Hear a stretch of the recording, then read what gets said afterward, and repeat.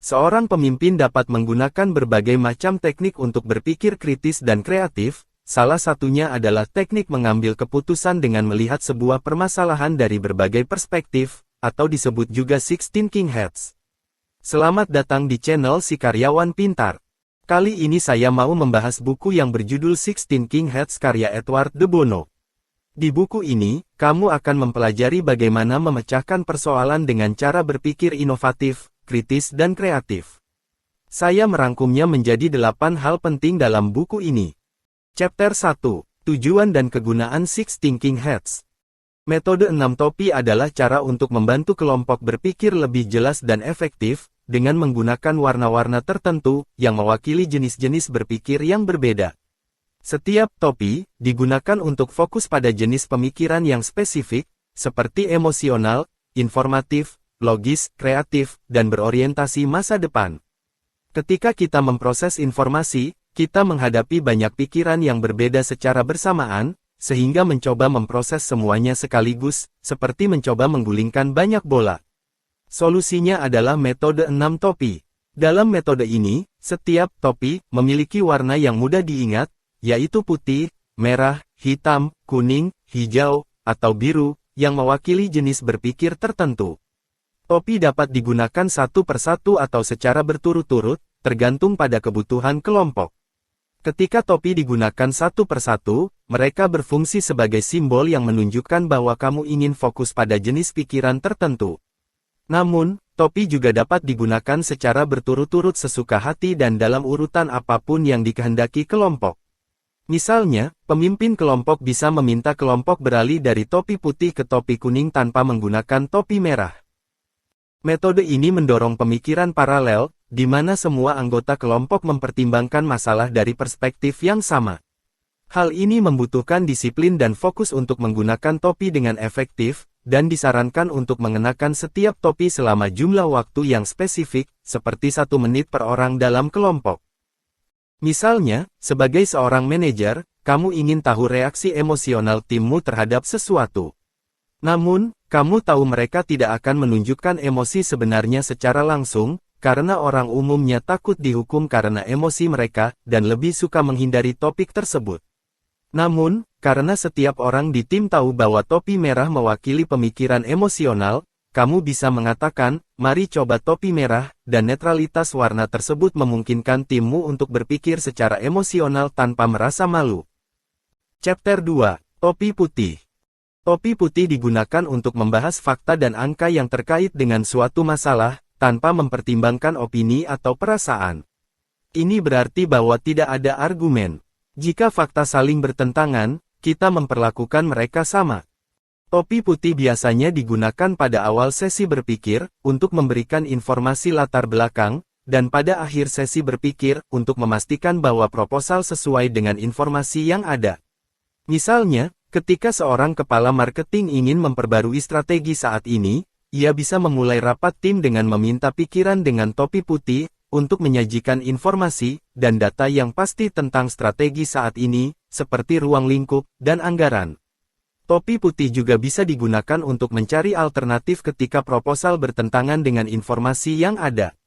Sebagai contoh, setelah mempertimbangkan strategi baru yang akan melebihi anggaran, kepala marketing tersebut bisa meminta informasi tambahan, seperti berapa jam kerja yang tersedia. Ketika menggunakan topi putih, penting untuk tetap netral dan objektif dan hanya berfokus pada fakta-fakta yang pasti. Dengan topi putih, kita memikirkan informasi yang kita miliki dan data yang hilang, lalu mencari cara terbaik untuk memperoleh informasi yang hilang tersebut. Chapter 3. Topi Merah. Bersiaplah untuk menjadi emosional. Mengenakan topi merah memberi anggota timmu kesempatan untuk mengekspresikan perasaan, emosi, dan intuisi mereka, tanpa perlu menjelaskan, atau membenarkannya. Intuisimu kemungkinan besar didasarkan pada akumulasi pengalaman, jadi mengatakan hal-hal seperti, saya merasa ini adalah taktik yang beresiko, dapat bermanfaat. Namun, penting untuk dicatat, bahwa intuisi tidak selalu benar, dan karena itu harus diperlakukan dengan hati-hati. Berbagai perasaan dapat diekspresikan di bawah topi merah. Kamu dapat mengekspresikan antusiasme misalnya, saya menyukainya.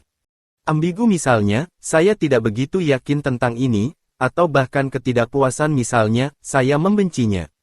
Ini bisa jadi rumit, karena apa yang dianggap sebagai ekspresi yang tepat dari perasaan seseorang, bisa berbeda-beda di suatu negara. Di Amerika Serikat misalnya, seseorang mungkin mengungkapkan ketidakpuasan mereka dengan cara yang sangat langsung, tetapi ini ide yang buruk jika dilakukan di Jepang.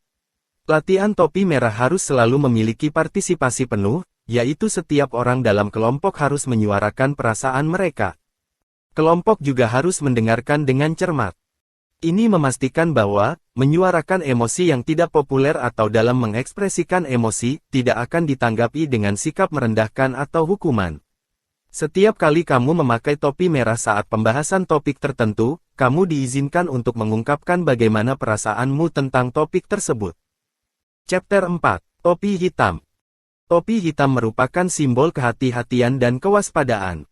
Misalnya, seorang pemimpin perusahaan mungkin menggunakan topi hitam saat memutuskan apakah sebuah investasi tertentu layak dilakukan atau tidak.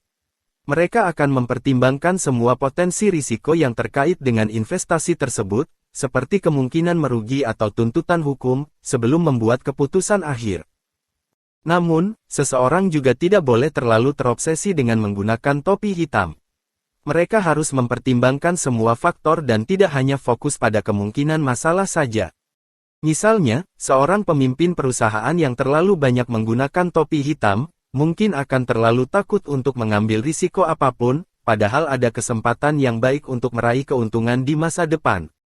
Oleh karena itu, penting untuk menyeimbangkan kehati-hatian, dengan mempertimbangkan semua faktor yang terkait dengan keputusan yang akan diambil. Teknik 16 King Hats akan efektif, jika kamu menyeimbangkan semuanya dengan meluangkan waktu untuk setiap topi. Jadi, jangan menghabiskan seluruh waktumu di bawah topi hitam. Chapter 5. Topi Kuning. Topi kuning adalah cara berpikir yang menekankan sisi positif suatu situasi atau ide. Hal ini ditandai dengan optimisme dan fokus pada manfaat yang mungkin terjadi. Topi kuning sulit untuk dipelajari dibandingkan topi hitam, karena pikiran kita secara alami lebih cenderung mengingatkan tentang bahaya, daripada mencari sesuatu yang positif. Untuk bisa menemukan sisi positif, kita perlu mengembangkan kepekaan terhadap nilai, yaitu kepekaan bahwa ide-ide yang tidak menarik juga bisa memiliki nilai. Topi kuning sangat penting karena dampak positif dari suatu ide tidak selalu terlihat jelas, dan mencoba mencapai sesuatu tanpa tahu manfaatnya adalah sia-sia. Saat memakai topi kuning, kita harus mempertimbangkan hal-hal seperti, bagaimana rencana marketing baru kita bisa secara potensial mengubah citra merek dan menjangkau pelanggan baru. Jika tidak, apa gunanya membuat rencana baru? Topi kuning memperbolehkan kita mengekspresikan visi dan impian kita, tapi juga menghargai realitas daripada fantasi, sehingga impian-impian kita harus dibatasi oleh harapan-harapan yang realistis. Dengan kata lain, saat kita memakai topi kuning, kita tidak boleh bermimpi tentang bagaimana rencana marketing baru kita akan menyelamatkan perusahaan, meningkat penjualan hingga triliunan rupiah, dan menempatkan wajah kita di sampul majalah. Sebaliknya, kita harus berpikir tentang apa yang bisa dilakukan rencana marketing yang baru secara realistis, untuk perusahaan kita. Jika ide tersebut menjanjikan dan logis, topi kuning bisa membantu memotivasi dan mendorong tim kita untuk mengambil langkah-langkah untuk mewujudkannya. Chapter 6. Topi Hijau. Sekarang saatnya untuk menjadi kreatif. Topi hijau adalah tentang ide, konsep, dan alternatif baru. Mengenakan topi hijau berarti terbuka terhadap kemungkinan perbaikan apapun, dan mempertimbangkan alternatif gila, yang mungkin tampak mustahil. Selain itu, topi hijau memungkinkan kamu untuk mempertimbangkan kemungkinan hasil. Karena tanpa visi kreatif untuk masa depan, kemajuan bisa terhenti. Terlebih lagi, topi hijau juga dapat digunakan untuk mengatasi kesulitan yang dihadapi selama berpikir dengan topi hitam. Topi hitam mungkin telah membantu kamu menentukan bahaya utama dalam strategi pemasaran barumu, tetapi topi hijau mungkin membantumu menemukan cara kreatif untuk menghindari bahaya, atau melakukan brainstorming ide-ide yang benar-benar baru. Namun dalam mengenakan topi hijau, penting untuk diingat bahwa, kreativitas bukan hanya urusan satu orang kreatif dalam kelompokmu, tetapi setiap orang didorong untuk mencoba topi hijau, dan melakukan upaya kreatif. Untuk melakukan ini, kamu harus mengelola ekspektasi grup dengan tepat. Kamu harus pandai membangkitkan kepercayaan diri grupmu. Jadi ketika kamu mengharapkan grupmu menjadi kreatif di bawah topi hijau, bahkan mereka yang tidak pernah menganggap diri mereka sebagai tipe kreatif pun, akan mulai melakukan upaya kreatif. Saat kepercayaan diri mereka meningkat, jumlah ide kreatif juga akan meningkat. Chapter 7. Topi Biru. Topi biru ibarat seperti elang yang terbang tinggi ke langit biru, untuk mendapatkan perspektif yang lebih baik dari ladang di bawahnya. Orang yang memakai topi biru, bertujuan untuk mendapatkan gambaran tentang topi lainnya. Topi biru digunakan pada awal sesi berpikir, untuk menentukan maksud dan tujuan sesi. Ini mungkin menentukan masalah tertentu yang perlu ditangani, atau sesi curah pendapat. Di bawah topi biru, kamu mempertimbangkan topi mana yang diperlukan selama sesi berpikir, untuk mengatasi masalah tertentu. Mungkin sesi khusus ini akan membutuhkan banyak pemikiran merah, dan hijau, atau pemikiran hitam putih. Apapun masalahnya, semua ini ditentukan di bawah topi biru. Topi biru biasanya dikenakan oleh fasilitator, ketua, atau pemimpin sesi. Ini adalah peran permanen dan dengan demikian, pemimpin grup tidak akan melepas topi biru selama sesi berlangsung. Selama sesi, topi biru membantu menjaga kedisiplinan kelompok, mengumumkan kapan waktunya untuk mengganti topi, dan memastikan bahwa setiap orang memakai topi yang tepat. Di akhir sesi, topi birulah yang menanyakan hasilnya. Ini mungkin datang dalam bentuk ringkasan, kesimpulan, keputusan atau solusi. Topi biru menjabarkan langkah selanjutnya yang perlu diambil setelah sesi, atau topik untuk pertemuan berikutnya. Chapter 8. Manfaat teknik Six Heads Thinking. Sekarang setelah kamu mempelajari semua tentang teknik Six Heads, kamu mungkin bertanya-tanya mengapa kamu harus menggunakan teknik ini daripada yang lain. Ada 3 alasan utama mengapa teknik ini begitu berhasil. Pertama, menghemat waktu. Inilah salah satu contoh kehidupan nyata.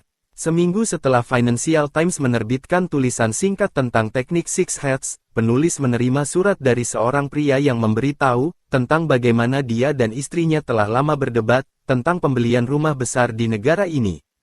Tapi begitu mereka membaca tulisan tentang teknik ini, mereka memutuskan untuk menggunakannya.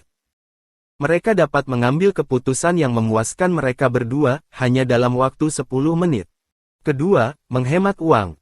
Perusahaan minyak dan gas multinasional Norwegia yaitu Statoil, adalah contoh cemerlang dari hal itu. Perusahaan pernah memiliki masalah dengan anjungan minyak yang menghabiskan biaya sekitar $100.000 per hari. Seorang pelatih bersertifikat masuk dan memperkenalkan teknik Six Heads, dan menyelesaikan masalah mereka hanya dalam 12 menit. Bayangkan saja, berapa banyak uang yang mereka hemat. Terakhir, mengurangi perdebatan dan memberikan hasil akhir yang terlihat. Bayangkan kamu berada di dalam mobil bersama 3 orang lainnya, dan kamu harus berkendara ke suatu tempat tetapi semua orang hanya mengetahui jalan secara samar-samar. Pasti ada banyak perdebatan sengit tentang jalan mana yang harus diambil, yang hanya akan menjadi lebih buruk jika semakin lama berada di jalan tersebut. Namun jika kamu memiliki peta jalan, akan lebih mudah untuk memilih rute terbaik, dan membuat pilihan terbaik menjadi jelas bagi semua orang. Teknik Six Heads memberimu peta itu. Kesimpulan. Teknik Six Thinking Heads dapat membantu individu dan tim melihat masalah dari sudut pandang yang berbeda, sehingga dapat mengembangkan solusi yang lebih efektif dan inovatif. Silakan komen di kolom komentar pelajaran apa yang kalian dapat dari video ini. Selain itu, komentar juga permasalah apa lagi yang ingin kamu bahas di channel ini. Jika kamu merasa video ini berguna, jangan lupa untuk like dan subscribe channel Si Karyawan Pintar.